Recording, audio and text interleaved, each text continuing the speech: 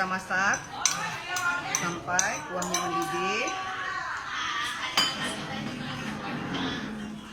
Sini, bentar lagi kuahnya mendidih ya.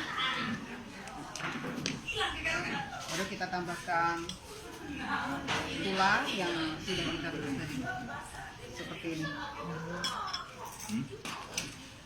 Ya.